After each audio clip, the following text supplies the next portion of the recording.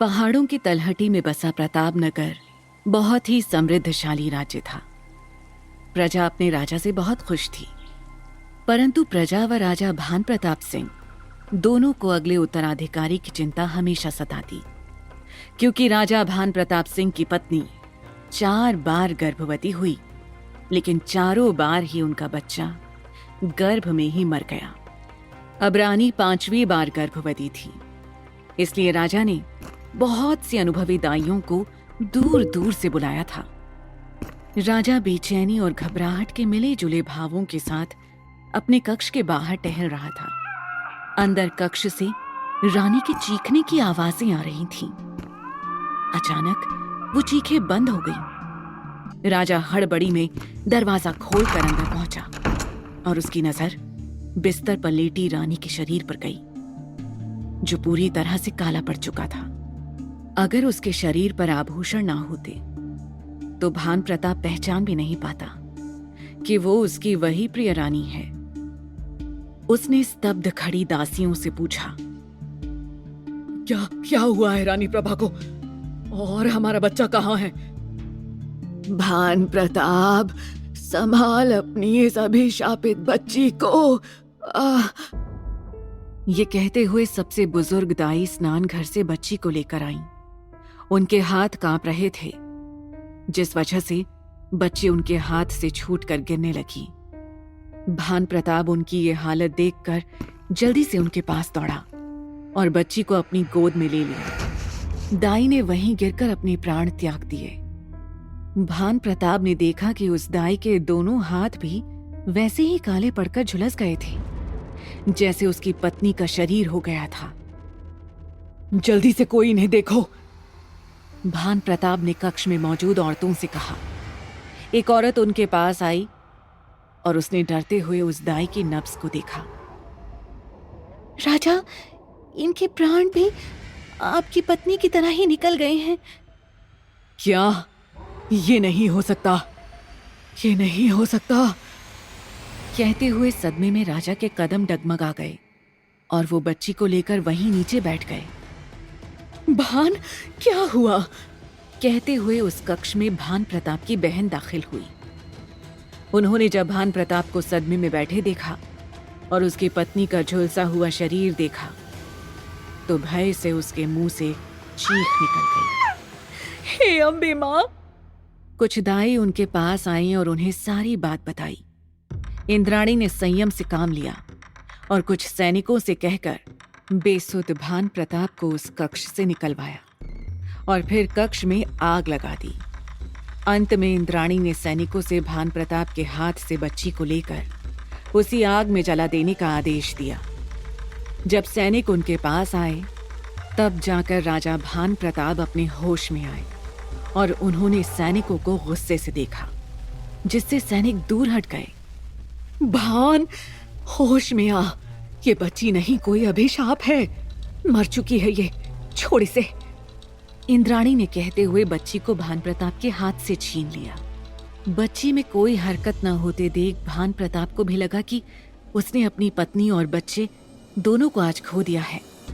उसकी आंखें आंसुओं से धुंधली हो गईं। तभी उसे अचानक बच्ची के शरीर से एक रोशनी निकलती हुई महसूस हुई और उस बच्ची ने अपनी मासूम आंखें खोली और इधर उधर देखने लगी। बच्ची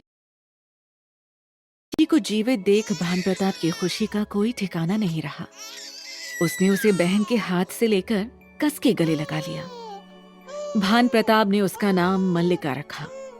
भान प्रताप के सिवा किसी की भी हिम्मत नहीं होती थी कि वो मल्लिका को हाथ भी लगाए।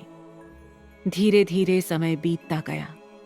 जब मल्लिका थोड़ी बड़ी हुई, तब उन्हें पता चला कि वो देख नहीं सकती है। इस बात से भान प्रताप बेहद चिंतित रहने लगी।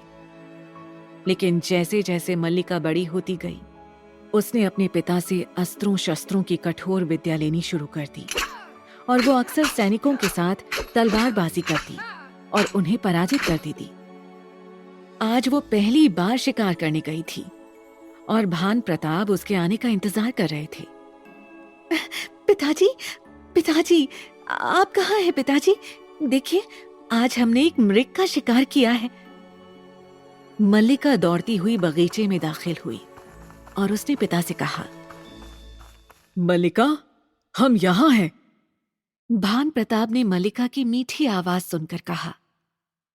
भान प्रताप की आवाज सुनकर मल्लिका उनके पास पहुंच गई।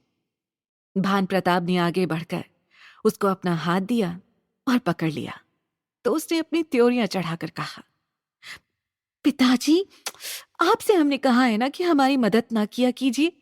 हम खुद ही सब करना चाहते हैं। आखिर हम प्रताप नगर की होने वाली रानी हैं।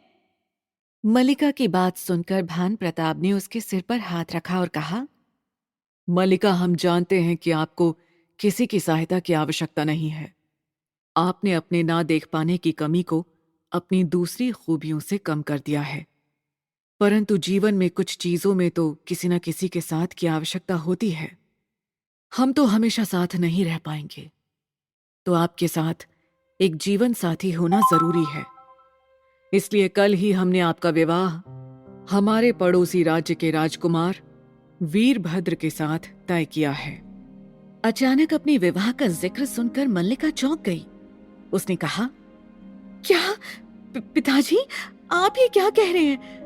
विवाह, वो भी कल? आपने हमसे इस बारे में पूछा क्यों नहीं? भान प्रताप ने थोड़ी सख्त लहजे में कहा, बस मल्लिका, और कोई सवाल नहीं। कल आपका विवाह पड़ोसी राज्य के राजकुमार वीरभद्र से होगा।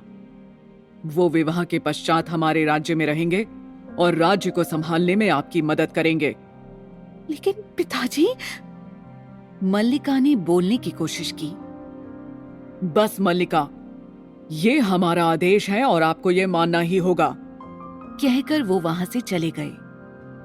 उनकी इस बात से मल्लिका बिल्कुल खुश नहीं थी, परंतु उसके पिता ने उसे जीवन में पहली बार कुछ आदेश दिया था, इसलिए वो ना चाहते हुए भी अगले दिन विवाह के लिए तैयार हो गई। भान प्रताप किसी भी हालत में मल्लिका का विवाह करवाना चाहते थे, इसलिए उनका विवाह मंदिर में बहुत ही साधारण तरीके से हुआ। मल्लिका देख नहीं सकती थी, इसलिए उसे नहीं पता था कि जिस मंडप में उसकी शादी हो रही है उसमें सिवाय वीरभद्र के और कोई मौजूद नहीं था। उसी ने मंत्रों का जाप किया। विवाह के अगले दिन मल्लिका का 18वां जन्मदिन था। मल्लिका अपने पिता से आशीर्वाद लेने उनके कक्ष में पहुंची तो उसे खबर मिली कि अचानक कल रात उनकी मृत्यु हो गई है। अपने पिता की मृत्यु की खबर से दुखी होकर मल्लिका ने खुद को अपने कक्ष में बंद कर लिया। राजकुमारी मल्लिका, आप कहाँ हैं? आप जानना नहीं चाहेंगी कि आपके पिताजी को किसने मारा? वीरभद्र ने उसके कक्ष में आते हुए कहा। मल्लिका ने वीरभद्र की आवाज सुनकर ऊपर देखा तो उसे एक भयानक चेहरा दिखाई दिया। उसे देखकर मल्लिका सहम गई और फिर उसे अचानक एहसास हुआ कि वो देख सकती है, और वीरभद्र को देखते हुए ही उसकी आंखों के सामने एक दृश्य तैर गया जिसमें वीरभद्र बेरहमी से उसके पिता को मार रहा था। साथ ही वो कई स्त्रियों की आंखों में तलवार घोंप रहा था। ये सब देख मल्लिका पीछे हटने लगी। वीरभद्र, जो कि इस बात से अवगत था कि मल्लिका के 18वें जन्मदिन के बाद वो अपनी शक्तियों को पालेगी, उसकी शक्तियों को छीन खुद बेहद शक्तिशाली बनने के लिए उसने ये षड्यंत्र रचा। उसे ये भी पता था कि मल्लिका उसके भयानक राक्षसी रूप को देख पा रही है, जिसे कोई साधारण मनुष्य नहीं देख सकता। मल्लिका सहमकर पीछे हट रही थी। वीरभद्र ने अपनी तलवार निकाली और मल्लिका पर प्रहार करना चाहा, लेकिन मल्लिका, जिसे अच्छे से अपना बचाव करना आता था, उसने बिना किसी हथियार के ही वीरभद्र का सामना किया। मगर जब उसे लगा कि वो वीरभद्र से नहीं जीत सकती तो उसने उससे कहा, वीरभद्र, तुमने मेरे साथ छल किया है। मैं तुझसे अपना प्रतिशोध लेने वापस आऊंगी। कहकर वो अपने कक्ष की खिड़की से कूदकर राजमहल से भाग गई। हाँ, मुझे जानना है आगे क्या हुआ? वैदेही ने कहा। वैदेही 21 साल की बेहद खूबसूरत लड़की है। वो आज प्रतापनगर के मंदिर आई है, जिसकी एक दीवार पर हाथ रखते ही वैदेही ने खुद को एक गुफा में पाया। गुफा में अंदर जाते हुए वो गुफा की दीवार पर लिखे शब्दों को फोन की रोशनी से पढ़ रही थी। अचानक उसकी फोन की बैटरी खत्म हो गई, जिससे पूरी गुफा में अंधेरा हो गया और वो आगे राजकुमारी मल्लिका की कहानी नहीं पढ़ पाई। वो मल्लिका के बारे में जानने के लिए बहुत उत्सुक थी। ओह गॉड, अब मैं क्या करूं?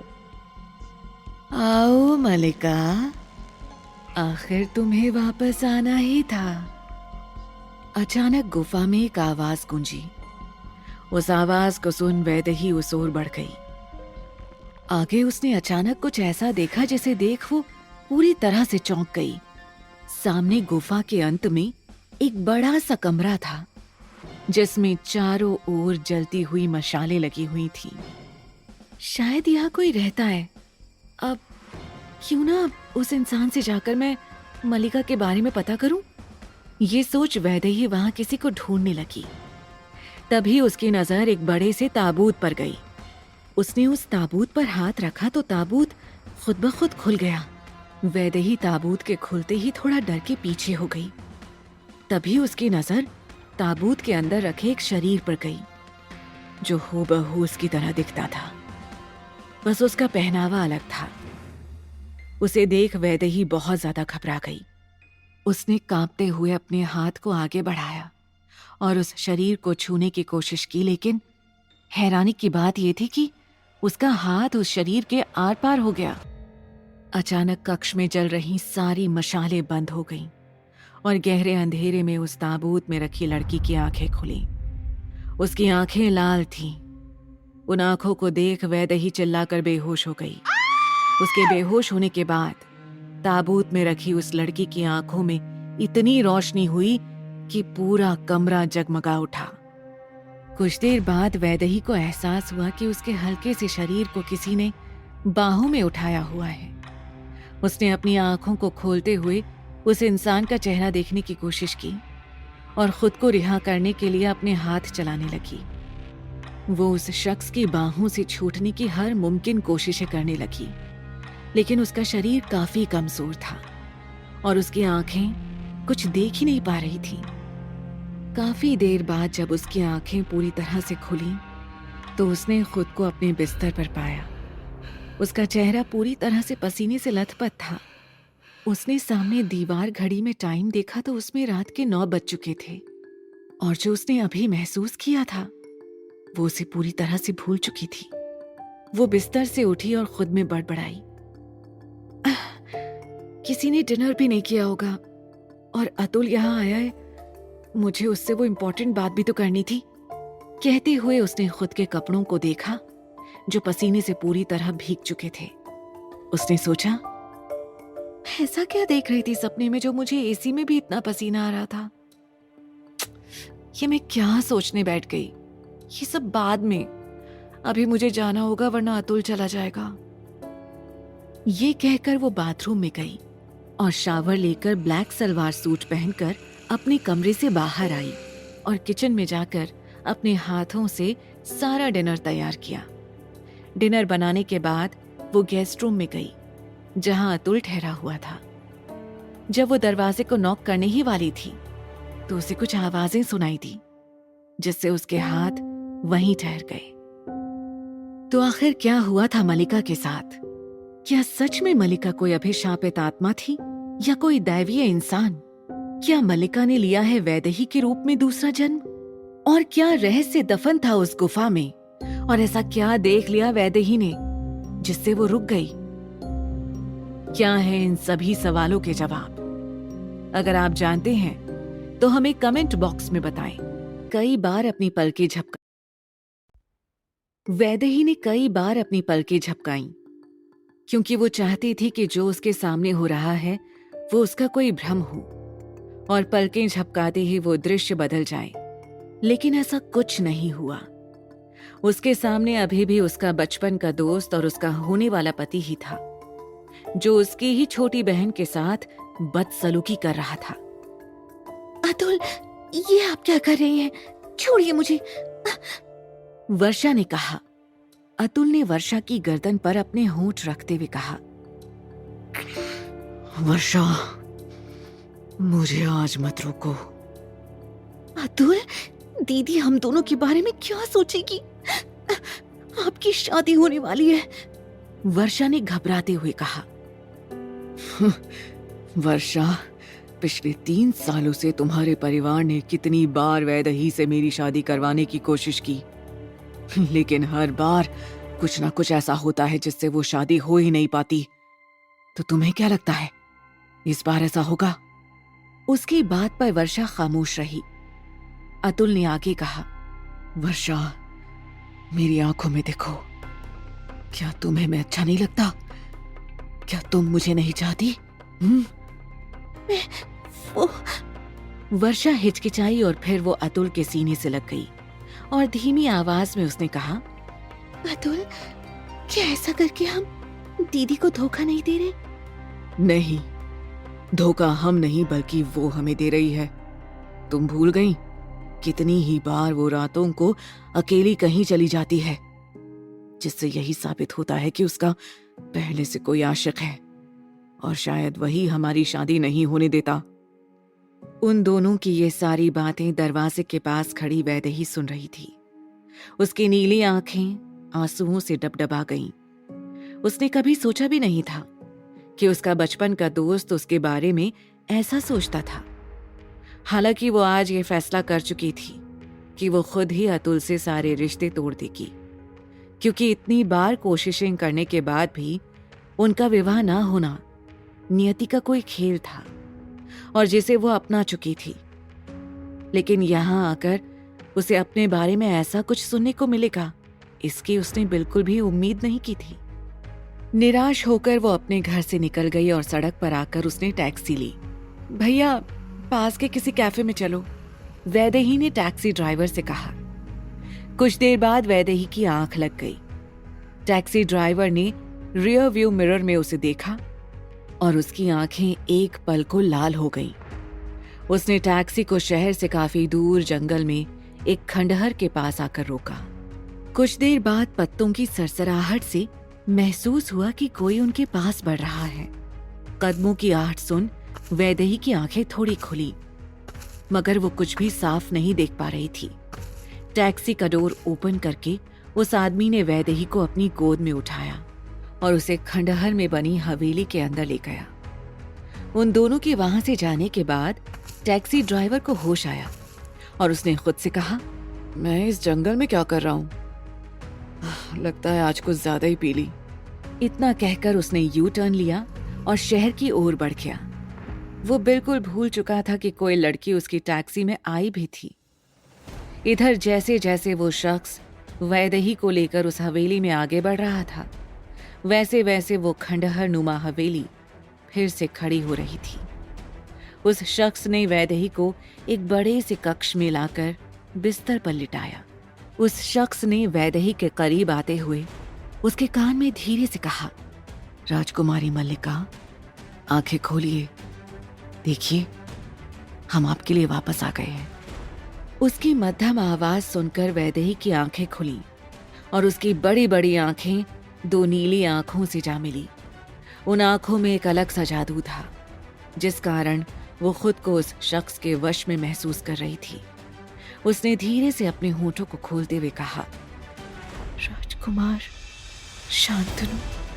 ये कहते हुए वैदेही ने उस आदमी के गठीले शरीर को गले से लगा लिया और वो अपनी आंखें बंद किए एक अलग सुकून महसूस करने लगी। उस शख्स को गले लगाते हुए उसे ऐसा महसूस हो रहा था कि मानो वो बरसों से इस सुकून के लिए तड़प रही हो। जिस शख्स को वैदेही राजकुमार शांतनु के नाम से संबोधित कर रही थी, उसने वैदेही का मुलायम हाथ पकड़ा और कहा, राजकुमारी चलिए, आपका वापस लौटने का समय हो गया है, अब और विलंब ना कीजिए। उसने वैदेही का हाथ पकड़े हुए उसे उस आलीशान बिस्तर से उतरने में मदद की और उसे उस राजमहल के आंगन में ले गया। वो महल काफी ज्यादा बड़ा था।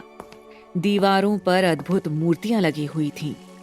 आसपास कई पानी के फव्वारे थे। उन फव्वारों का जल रिसकर एक बड़े से चौकोर कुएं के आकार वाले स्थान पर जा रहा था। उस पानी का रंग सफेद था, जैसे कि उसमें दूध मिलाया हुआ हो। राजकुमार शांतनु वैदेही को उसी कुएं के अंदर ले गए। वहां से अंदर जाने के लिए सीढ़ियां बनी हुई थीं।